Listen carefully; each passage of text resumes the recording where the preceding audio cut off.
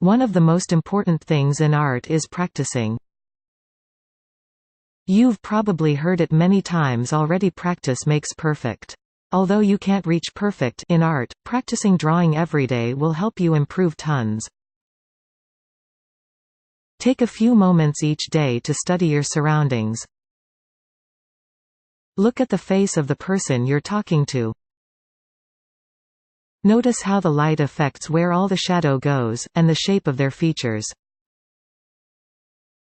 Observe colors and shadows around you, and take a look at textures or how clothing wrinkles.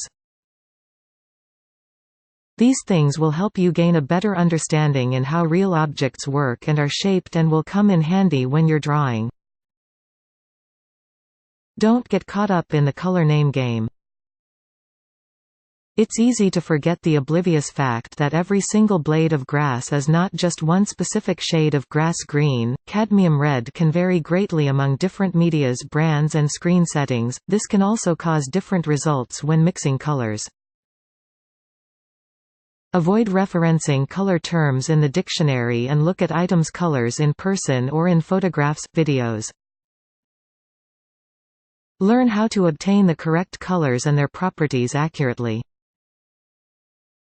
The color concepts are very different than in grade school basic art. The basic white and black to get shade and tone has a tendency to alter the color hue and make it dull and false. Blue and yellow, depending on many factors, will be brown and not always green.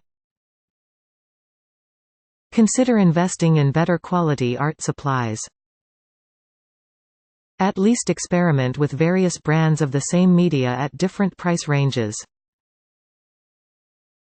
Many art supply shops sell the open stock, which is less expensive than entire sets if you're just sampling them. Don't bash the cheaper ones, which can perform as well or better than more costly versions. Get out of the children's art supply section. Those do not in general have the same properties as the more professional or artist versions.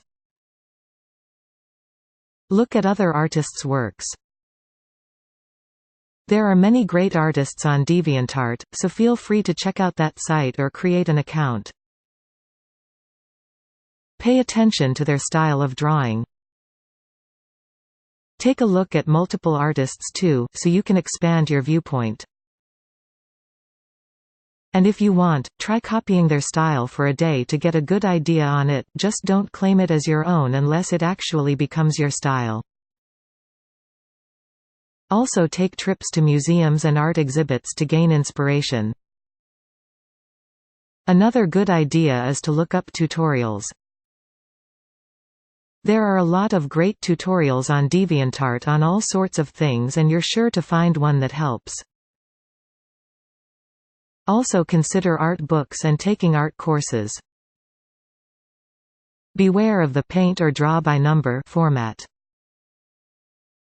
It's beneficial when learning new techniques, but this copycat system can hinder an artist's individual talent and perspective from being seen in the works that person creates.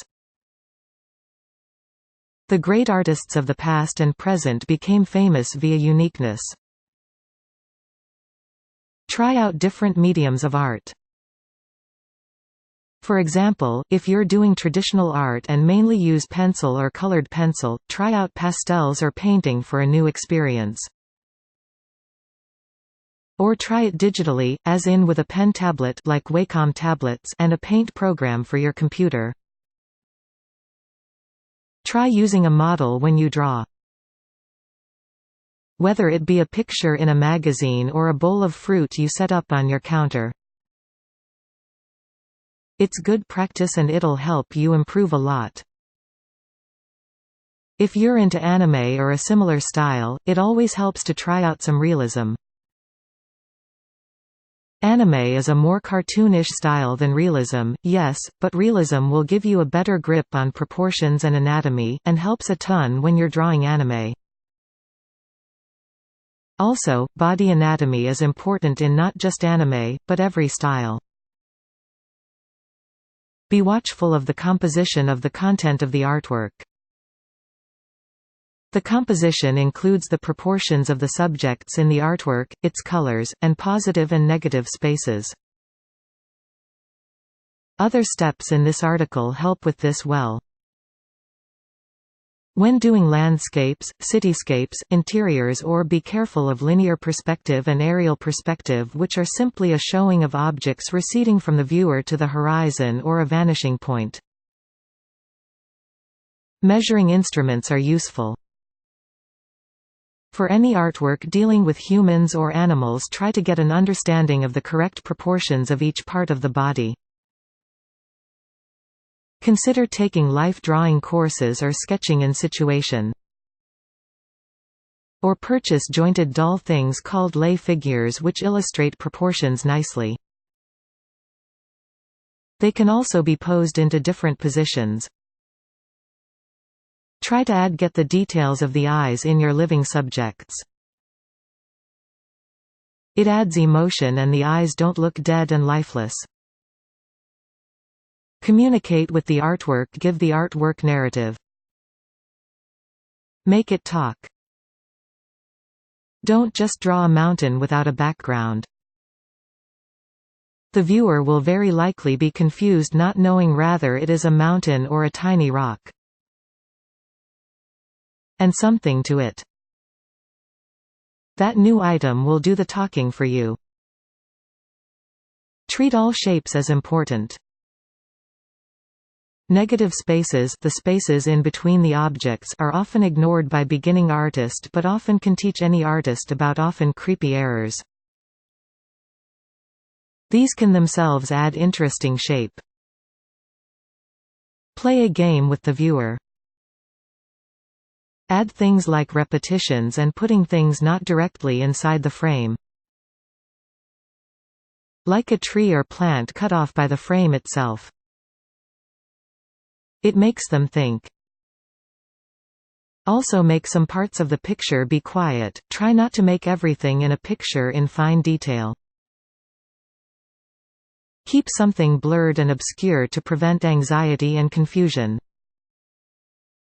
The same concept also works excellent in portraits, leaving the clothing or hair a little blurry or dark and the facial features sharp draws the viewer to the face. In a full-body portrait, make some of the surroundings blurry or dark, highlighting important elements of the background. Don't be afraid to be a rebel.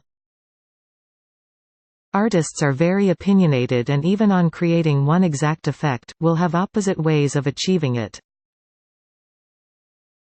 Think about how Monet painted in more abstract rather than follow the art institution's realistic approach. Some artists feel the color wheel is useless. Learn the rules and as you master them feel free to break them. Draw and paint only subjects you really are inspired by.